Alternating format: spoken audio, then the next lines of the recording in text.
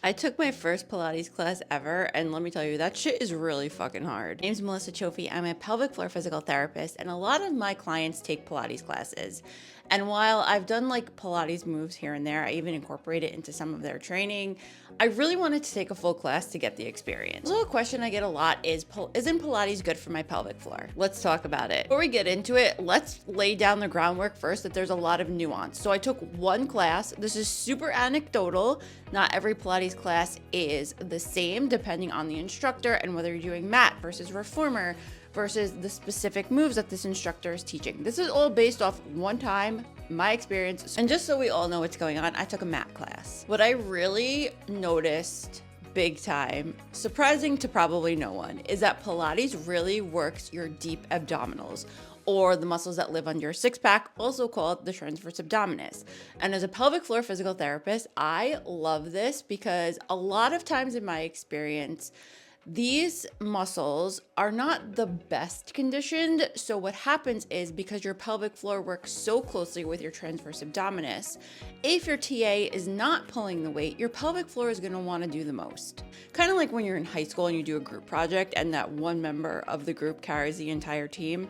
Yeah, that's kind of like what your pelvic floor is doing. I also really love that because training the deep abs is so integral in Pilates, at least in this class that I took, it's working on endurance because you need those muscles to get you through those 45 to 60 minutes of class. And this is super important, especially if you notice your pelvic floor symptoms creep in towards the end of the day, like your pelvic floor feels heavier, or your prolapse symptoms are exacerbated, or your leaking gets worse towards the end of the day or as your body gets tired. It's not always a pure strength issue. It could be an endurance issue, meaning that your muscles cannot withstand the work you're demanding of them over a longer period of time. I also really love that this Pilates class especially brought in a lot of external muscle groups. So we worked our arms, we worked our hips, we worked our diaphragm with breathing exercises, all while incorporating that transverse abdominis, or your deep core. Amazing for pelvic floor because your body works as an entire system and not in parts, and that's why we don't just do Kegels and call it a day and think all of our pelvic floor woes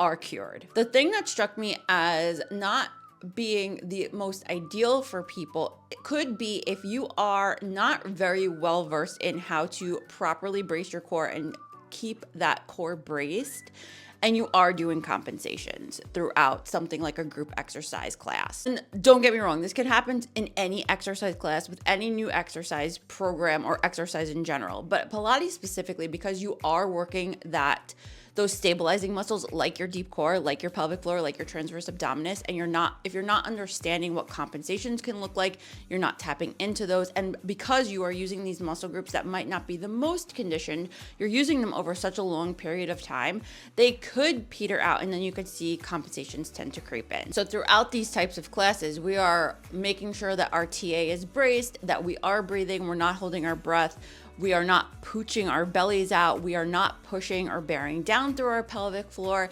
and we do have some humility in modifying movements that we cannot control the compensations for. So really quickly, let's go over how to brace our TA. So this is me at rest. When you're bracing your core, you're not pooching your belly out. I feel a lot of pressure when I do that here. You're not sucking it in. See how like all of that comes back? We are gently pulling.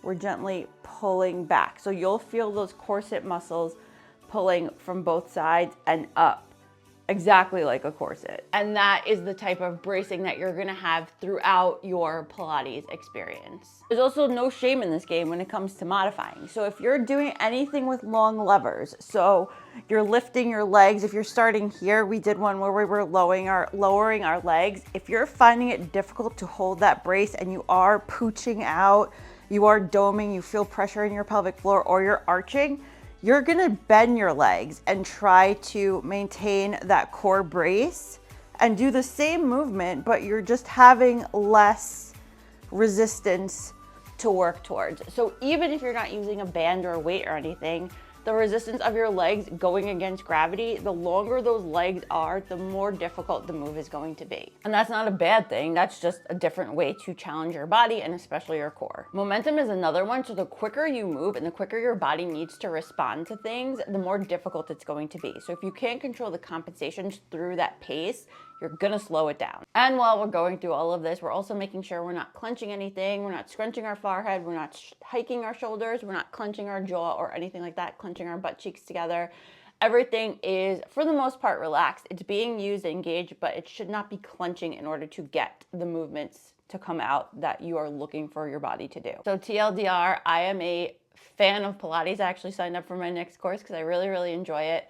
However, if you are new to your pelvic floor journey and you're not sure if you are engaging your transverse abdominis well without compensating through your pelvic floor, or you are having a difficult time mitigating those compensations that I talked about, you might want to consult a pelvic floor physical therapist to at least get one session in to coach you on how to get your body to do these movements and then ease your way into Pilates. I do think that Pilates can be a great addition to your pelvic floor journey. I also think that it would be more on the moderate to advanced side after you learn what your body feels like to move and use it in different ways with different moving parts.